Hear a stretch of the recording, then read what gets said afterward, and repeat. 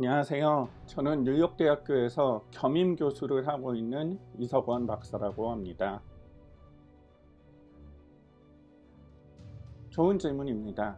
사실 완전히 랜덤한 샘플링이 이루어지는 경우는 거의 없습니다. 중요한 것은 가정이 어느 정도 위배되었는지, 그리고 그것이 결과에 유의미한 영향을 얼마나 미쳤는지를 평가하는 것입니다. 맞습니다. 모든 이론은 가정을 포함하고 있고, 가정이 현실과 100% 일치하지 않는다고 해서 그 이론이 무효가 되는 것은 아닙니다. 가정이 다소 위배되었다고 해서 분석 자체를 부정할 것이 아니라 그 가정이 현실에서 얼마나 유효한지를 평가하는 것이 더 중요합니다.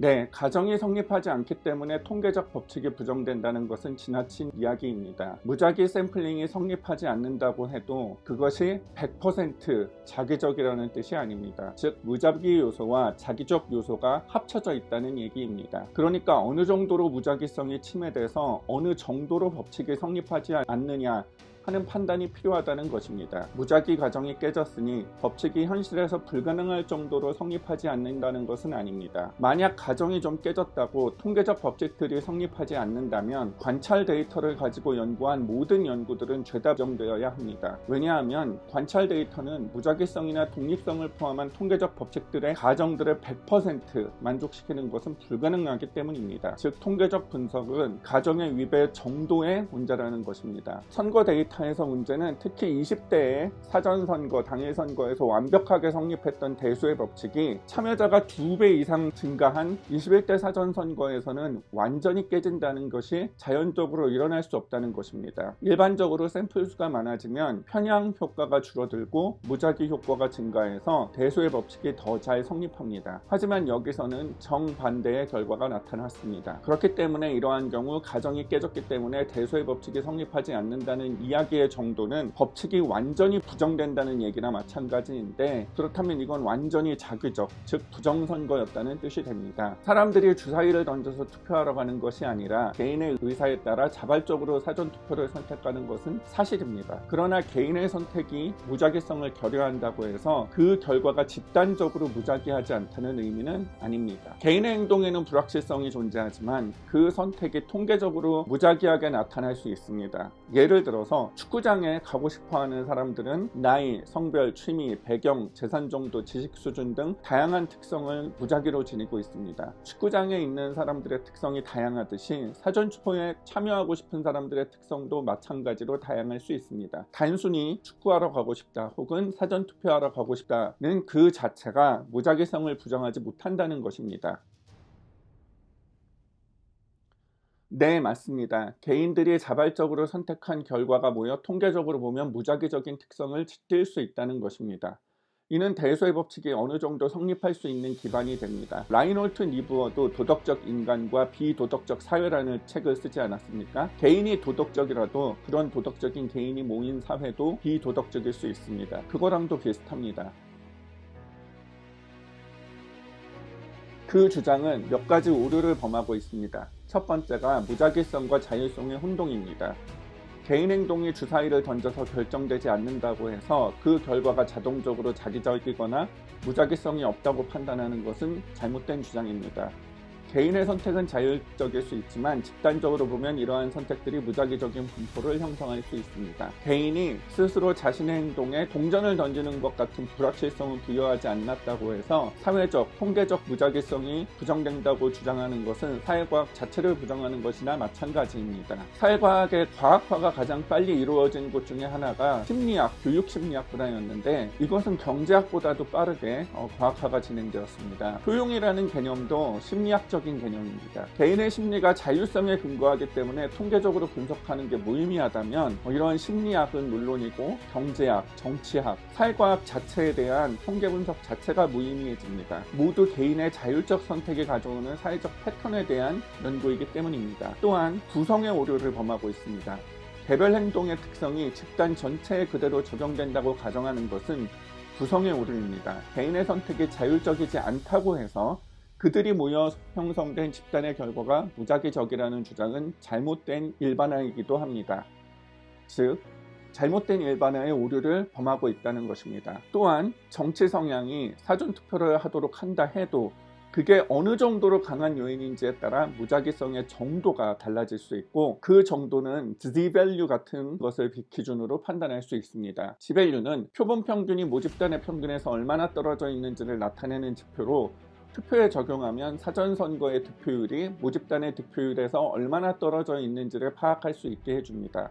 즉, 그런 일이 자연적으로 발생하려면 확률이 얼마나 되는지를 판단하는 기준을 제공해 줍니다. 네, 그렇습니다. 문제는 한 지역 내에서 사전투표와 당일투표의 차이입니다. 사전투표와 당일투표를 비교하는 건 그게 같은 지역구에서 나온 것이기 때문입니다. 혹자는 사전투표와 당일투표가 모집단이 다르다고 우기기도 하는데 그건 잘못된 이야기입니다. 지역구가 같으면 같은 모집단입니다. 그런데 지역 간 사전투표율이 다른 것이 무작위성이나 독립성을 깨게 한다는 것은 논점 일탈이고 비약입니다. 각 지역구는 그 지역구가 가진 여러 특성, 산업적, 인구 구성적, 자연적, 정책적 차이들이 존재합니다. 그러한 것에 의해 사전투표를 가야 할 상황 역시 차이가 날 수밖에 없습니다.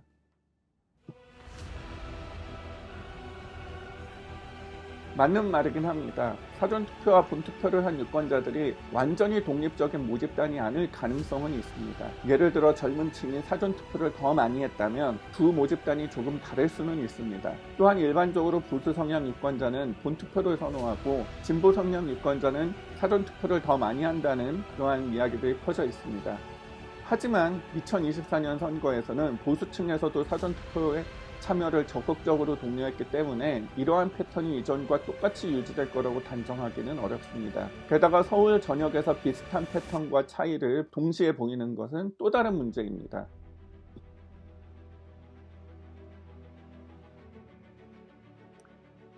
네, 예를 들어 앞에서 말씀드린 Z-value 혹은 표준 점수라고 하죠. 이것을 이용하면 특정한 패턴이 통계적으로 얼마나 드문 일인지 측정할 수 있습니다. Z-value란 특정 데이터가 평균에서 얼마나 벗어나 있는지를 나타내는 값인데요. 보통 Z-value가 2, 3을 넘으면 꽤 드문 현상이고 5 이상이면 거의 보기 힘든 수준이라고들 평가합니다. 그런데 실제 선거 데이터에서 분석해보면 일부 지역의 사전투표와 본투표 간 차이에서 Z-value가 49.3 이런 극단적인 값이 나오기도 했습니다. 그렇습니다. 우리가 로또 1등에 당첨된 확률이 약 814만 5060분의 1이라고 합니다. 그런데 Z-value가 49.3 이렇게 나온 확률은 지구가 탄생한 날부터 지금까지 매일 로또를 샀을 때 매일 1등에 당첨된 확률이 수백 번 발생할 확률보다도 낮습니다. 그런데 이러한 확률이 한 지역구에서뿐만 아니라 전국의 거의 모든 지역구에서 동시에 일어난 것입니다. 이 정도의 희박한 확률이 실제 선거 데이터에서 반복적으로 발생했다면 이것은 자연스러운 현상인지 아니면 어떤 구조적인 요인이 있는지를 분석해 봐야 합니다. 맞습니다. 서울의 여러 지역에서 거의 일정하게 10에서 13% 범위에서 반복된다면 이는 우연으로 보기 어렵습니다. 통계적으로 정상적인 변동성이 있다면 지역별로 차이가 들쑥날쑥해야 합니다. 랜덤하게 퍼져야 된다는 얘기입니다. 이는 단순한 유권자의 성향의 차이로만 설명하기 어려울 수 있습니다. 중요한 것은 단순히 그럴 수도 있다는 식의 설명으로 끝나는 것이 아니라 실제 데이터가 설명 가능한 수준인지 정량적으로 검토하는 것입니다. 해당 패턴이 통계적으로 유의미한지 분석해야 합니다. 단순한 숫자 비교가 아니라 통계 검정을 통해 차이가 우연히 발생할 수 있는 수준인지 확인하는 것이 중요합니다. 또한 전국 단위가 아니라 지역 단위로 비교해야 됩니다. 선거는 지역구 단위로 진행되므로 전국적인 비교보다 같은 지역 내에서 사전투표와 당일투표 간 차이를 분석하는 것이 타당합니다. 세 번째로 패턴이 자연스럽게 발생할 가능성이 있는지 평가해야 합니다. 특정한 조직적인 요인이 있거나 투표 방식의 차이가 영향을 미칠 수도 있지만 이러한 경우는 부정선거의 의혹을 강하게 들게 만든다고 할 수 있습니다. 네 번째로 만약 일정한 패턴이 반복된다면 이를 설명할 합리적인 이유가 있는지를 따져봐야 합니다. 예를 들어 사전투표와 본투표 간 차이가 특정 정당에게 일관되게 유리한 방향으로만 나타난다면 이는 우연으로 보기 어렵습니다.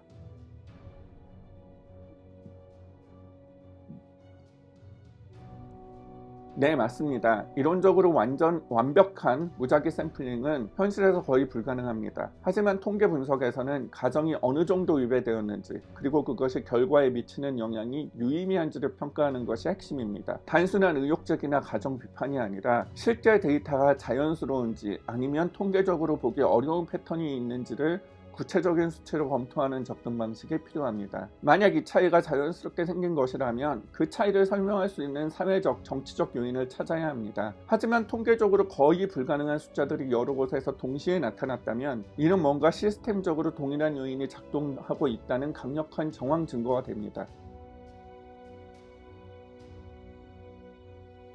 우리는 단순한 주장만으로 선거 결과를 판단할 수 없습니다. 하지만 극단적으로 낮은 확률의 일이 여러 곳에서 동시에 발생한다면 이를 그냥 무시할 수 있을까요? 이럴 가능성이 있다는 말만으로 Z-value 49.3 이런 숫자가 나타나는 것이 정상적이라고 설명할 수 있을까요? 단순히 그럴 수 있다는 말만으로 넘어가는 것은 과학적으로나 민주주의적으로 매우 위험한 접근법입니다. 또한 대수의 법칙은 법칙입니다. 그런데 사전투표에서 이럴 수 있기 때문에 이런 패턴이 나타날 수 있습니다 라고 하는 것은 가설이지 그것이 증거가 아닙니다. 가설은 검증돼야 하는 것이지 법칙을 부정할 근거나 증거가 되는 것은 아닙니다. 그러므로 그런 말씀을 하신 분은 서버를 열어서 그것을 검증해보자 이렇게 나와야 하는 것이 올바른 학자의 태도입니다.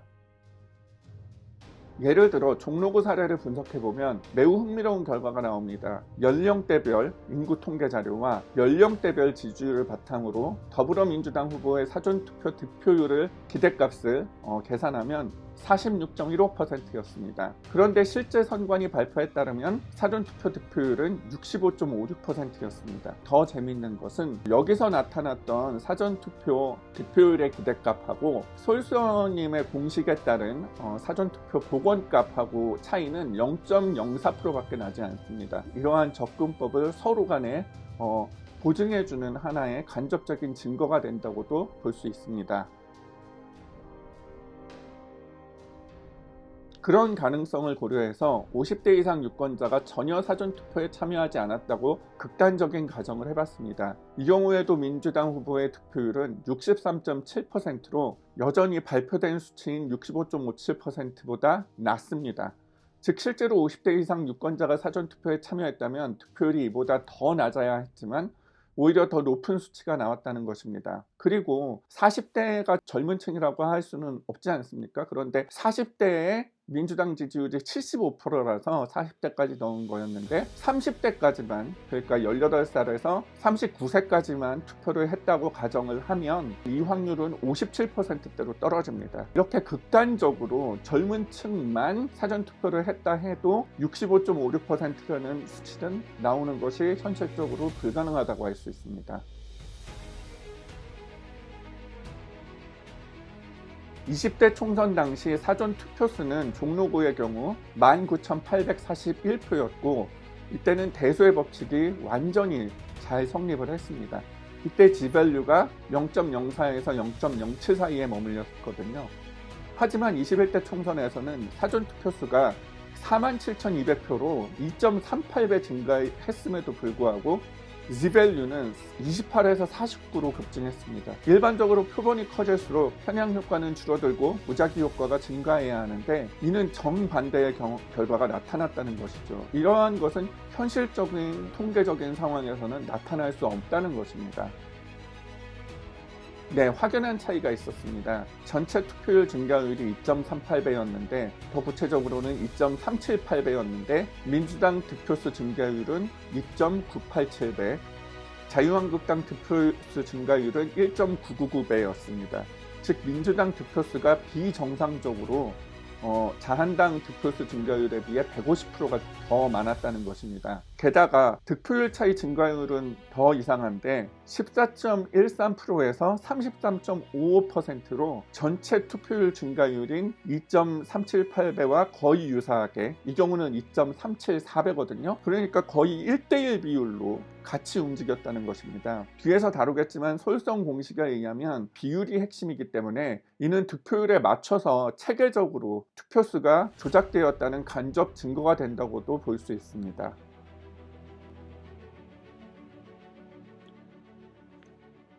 네, 빅데이터와 전통적 데이터는 성격이 완전히 다릅니다. 빅데이터는 크게 4V, Volume, Velocity, Variety, Veracity라는 특성을 갖습니다. 맞습니다. 빅데이터는 그 네 가지 특성상 샘플 수가 과도하게 부풀려져 있는 특성이 있습니다. 그렇기 때문에 샘플 수 보정 공식을 통해서 실제 크기보다 작은 샘플로 축소해서 분석을 해야 온전히 분석할 수 있습니다. 그런데 전통적인 선거 데이터는 이러한 샘플 수 보정 공식을 적용해서는 안 됩니다. 왜냐하면 특성이 완전히 다른 데이터이기 때문입니다. 하지만 이러한 통계적 이상성을 사후적으로 정당화하기 위해서 빅데이터의 샘플 수 보정 공식을 이 선거 데이터에 적용하는 것도 보았습니다. 이러한 접근 방식은 데이터의 본질적 차이를 무시하고 부정의 가능성을 사후에 정당화하는 방식이기 때문에 어떤 면에서는 범죄적이라고 할 수 있습니다. 이영돈 PD님은 제 분석과 솔선 공식에 대해 객관적인 의견을 전해줄 수 있는 미국의 전문가를 소개해달라고 하였고, 저는 저의 지도 교수님이시자 저명한 국제정치학자이시고 또 95% 이상의 적중률을 CIA로부터 공인받은 현실 정치 정세 예측 컨설팅 회사로 수많은 선거와 정세 분석 컨설팅 경험을 가진 브루스 부에노 대 메스키타 교수님께 저의 분석과 솔선 공식에 대해 자세한 설명과 함께 이에 대한 인터뷰를 부탁드렸습니다.